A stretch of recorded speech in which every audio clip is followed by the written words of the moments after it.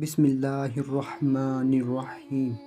ابن اسحاق فرماتے ہیں کہ جب رسول اللہ صلی اللہ علیہ وآلہ وسلم جنگ سے مطمئن ہو گئے تو زینب بنت حارثہ نے ایک بھنی ہوئی بکری کا گوشت آپ صلی اللہ علیہ وآلہ وسلم کی خدمت میں بطور ہدیہ پیش کیا۔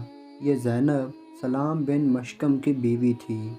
زینب نے پوچھ لیا تھا کہ بکری کا کون سا حصہ آپ صلی اللہ علیہ وآلہ وسلم کو پسند ہے۔ اس کو بتایا گیا دستی۔ اس نے دستی میں زیادہ زہر ملایا، پھر پوری بکری کو زہر آلود کر دیا۔ پھر وہ بھنی ہوئی بکری کا گوشت لے کر آئی۔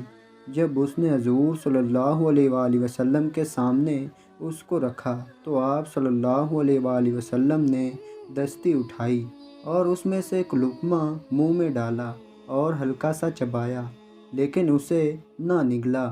آپ صلی اللہ علیہ وآلہ وسلم کے ساتھ بشر بن البراء رضی اللہ تعالیٰ عنہ بھی تھے۔ انہوں نے بھی اس سے اس طرح لقمہ لیا جس طرح آپ صلی اللہ علیہ وآلہ وسلم نے لقمہ لیا تھا، لیکن بشر رضی اللہ تعالیٰ عنہ اس لقمہ کو نگل گئے، جبکہ رسول اللہ صلی اللہ علیہ وآلہ وسلم نے اس لقمے کو باہر پھینک دیا۔ پھر فرمایا، یہ ہڈی مجھے خبر دے رہی ہے کہ یہ زہر آلود ہے۔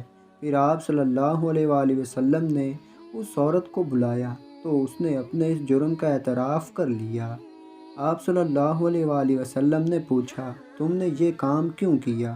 وہ کہنے لگی، میری قوم پر جو آفت آن پڑی ہے وہ مخفی نہیں۔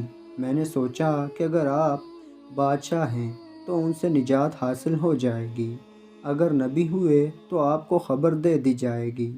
تو رسول اللہ صلی اللہ علیہ وآلہ وسلم نے اس عورت سے درگزر فرمایا، جبکہ حضرت بشر رضی اللہ تعالیٰ عنہ اس لقمے کی وجہ سے شہید ہو گئے۔